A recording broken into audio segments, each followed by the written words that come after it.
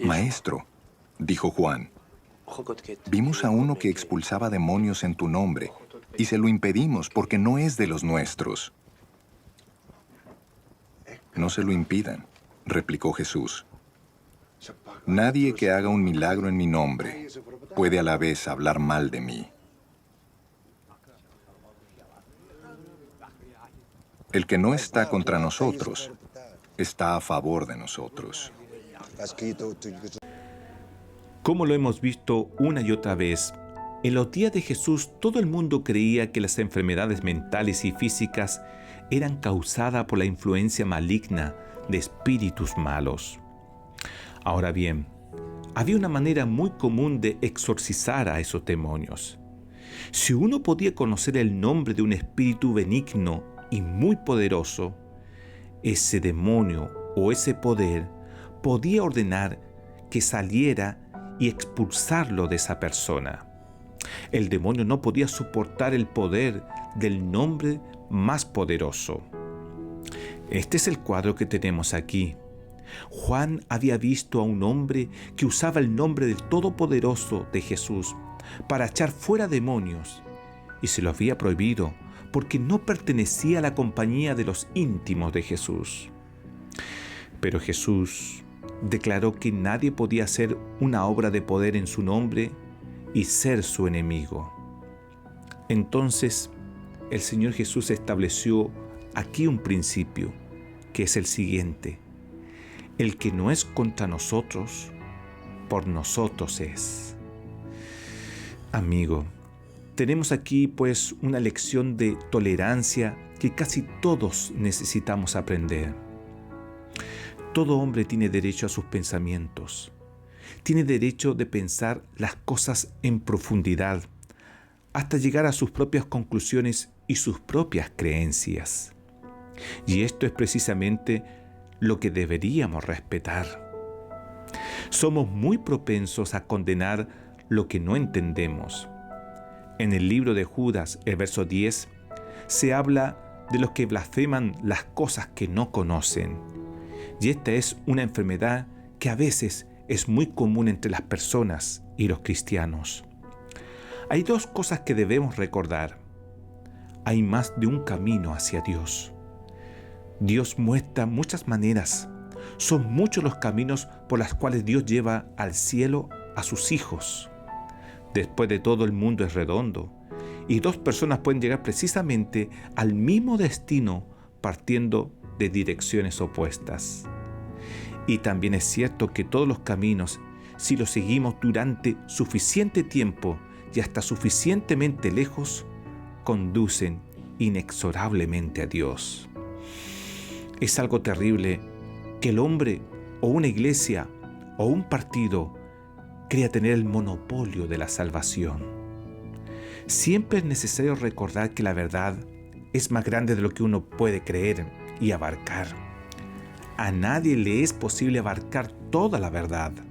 La base de la tolerancia no es la aceptación ociosa de algo. La base de la tolerancia es simplemente la comprensión de la magnitud de este universo que se llama verdad.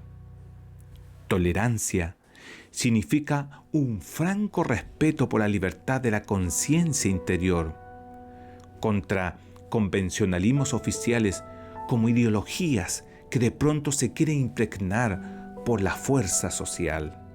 Por otro lado, la intolerancia es señal tanto de arrogancia como de ignorancia, porque es señal que uno cree que no hay más verdad de lo que uno puede ver.